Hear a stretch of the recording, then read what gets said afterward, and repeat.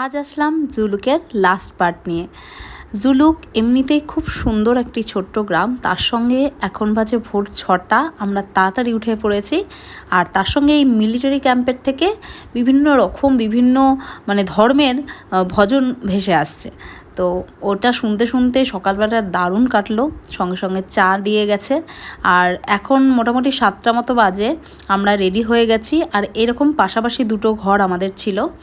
এই যে আমার আজকের আউটফিট এটা, অসম্ভব ঠান্ডা, কিন্তু কাল থেকে আমার শরীরটা বেশ খারাপ হয়ে গেছে কেন জানি না, তবে জ্বর লাগছিলো, গা হাত পা ব্যথা করছিল। যাই হোক, মনের জোর নিয়ে চললাম। প্রথমে গেলাম জিগজ্যাগ ওয়ে। জুলুক জায়গাটা যে কোনো পাহাড়ি জায়গায় এইমাত্র পরিষ্কার, তো এইমাত্র ঘন মেঘ। জিগজ্যাগ ওয়ে থেকে মোটামুটি 2 কিলোমিটার মতো উঠেছি, কি আবার ঘন মেঘে চারিদিক ঢেকে গেল। এটা হলো নাথাং ভ্যালি। ভ্যালিটা ভীষণ সুন্দর, সবুজ পুরো একটা ভ্যালি, দারুণ লাগলো। এরপর থেকে উঠতে শুরু করলাম আমরা বাবা মন্দির। এই সময় থেকেই আমার শরীরটা একদম খারাপ হতে শুরু করলো।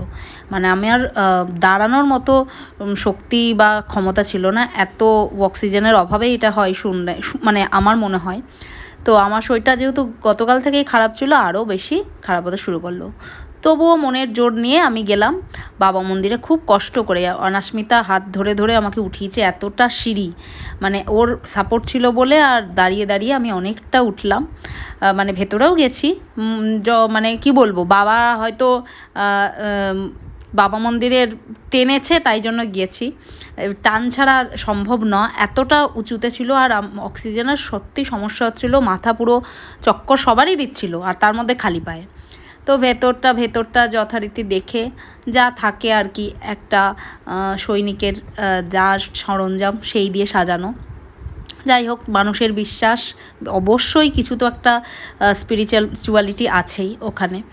তো যাই হোক, আমরা ওটা দেখার পর আমরা নেমে এলাম। আর নেমে আসার পর কিশমিশ দিচ্ছিল ওখানে, এত ভাল লাগছে ওই সময়। বোধহয় কিশমিশটা বা চকলেট কাজ করে শরীরে, কিছু তো একটা ভালো পাওয়ার দেয় আমাদের।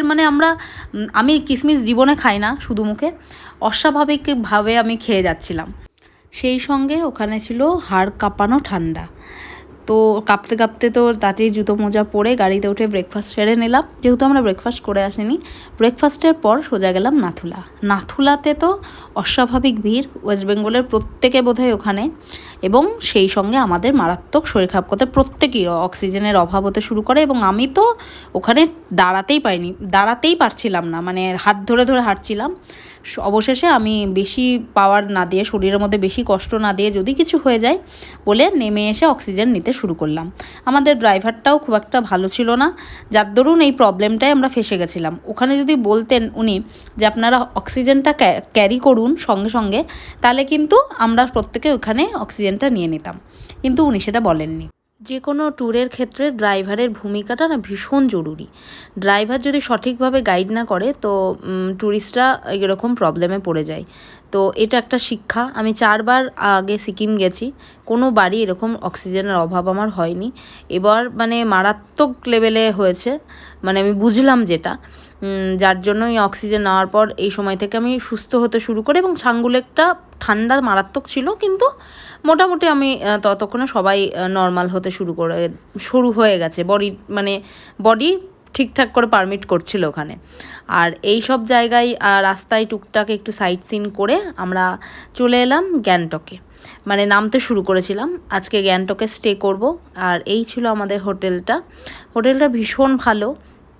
তার সঙ্গে যেটা সবথেকে ভালো ছিল সেটা হলো খাওয়া দাওয়া। তো আমরা খাওয়া দাওয়া করে রেস্ট নিয়ে সন্ধ্যাবেলায় এখন এসেছি গ্যাংটক এমজি মার্গ।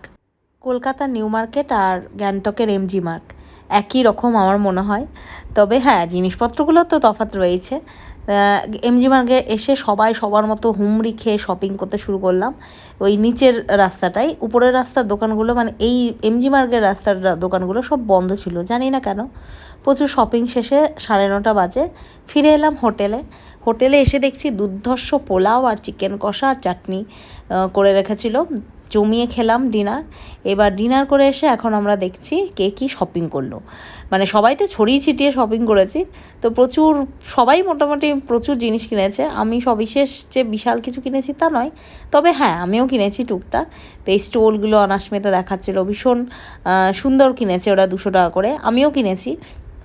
আর তার সঙ্গে টেমিটি থেকে আমি চা কিনেছি, মানে টেমিটিতে তো যাইনি, টেমিটির চা কিনেছি। এটা আমার খুব ফেভারিট একটা ব্র্যান্ড।